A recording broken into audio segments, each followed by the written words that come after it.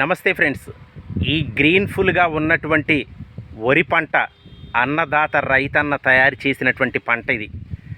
ఆరుగాలం కష్టించి ఎండనక వాననక రేయనక పగలనక శ్రమ చేస్తే మరి పండటానికి సిద్ధంగా ఉన్నటువంటి వరి పొలాన్ని మనం చూద్దాం ఫ్రెండ్స్. చూసి ఆ రైతన్న కష్టానికి లైక్ ఇద్దాం. Thank you friends. చూసారా ఫ్రెండ్స్, ఈ పంట తయారవడానికి ఎంత కష్టపడి ఉంటాడో రైతన్న. అవునంటారా కాదంటారా? ఈ పొలాన్ని మరి విత్తనాలు జల్లి నీళ్లు పెట్టి ఫెర్టిలైజర్స్ అంటే పురుగు మందులు కావచ్చు, అంటే వివిధ రకాలైనటువంటి మందులు స్ప్రే చేసేటప్పుడు అతనికి కూడా చాలా ప్రమాదం జరుగుతుంది. ఎందుకంటే అతనికి స్ప్రే చేసేటప్పుడు అది నోట్లోకి పోయి కూడా మరణించేటటువంటి అవకాశాలు ఉంటాయి. ఈ పచ్చని పంట పొలాలకు వచ్చేటప్పుడు ఈ దుగాల మీద విషసర్పాలు కూడా అతన్ని కాటేసి చాలామంది ఆ విధంగా చనిపోతున్నటువంటి సంఘటనలు మనం న్యూస్ పేపర్లో తరచూ చూస్తూనే ఉంటాం. రైతన్న ఎంత కష్టపడతాడంటే ఆ రైతు బాధ తెలవాలంటే పచ్చని పంట పొలాలు కావచ్చు, పచ్చని చేలల్లో తిరిగి చూస్తే ఆ రైతు ఎంత కష్టపడతాడో మనకు తెలిసిద్ది.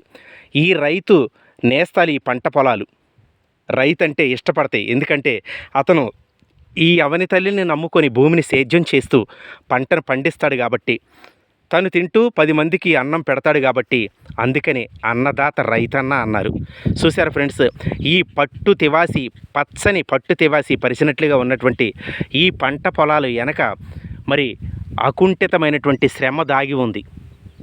ఆయన కష్టపడుతున్నట్లు అనిపించదు, అతను ఇష్టంతో చేస్తాడు ఈ వ్యవసాయం అనేది.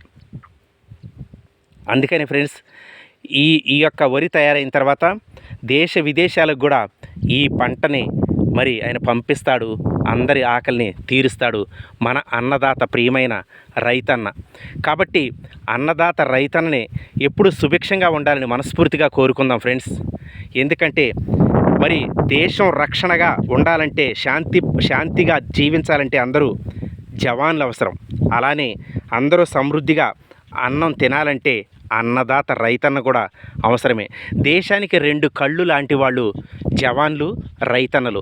ప్లీజ్ ఈ వీడియో మీకు నచ్చినట్లయితే ప్లీజ్ దయచేసి లైక్ చేయండి, కనీసం 1 మెంబర్ కన్నా షేర్ చేయండి ఫ్రెండ్స్. ఎక్కడి నుంచి ఈ వీడియో చూస్తున్నారో కూడా కామెంట్ చేయండి ప్లీజ్.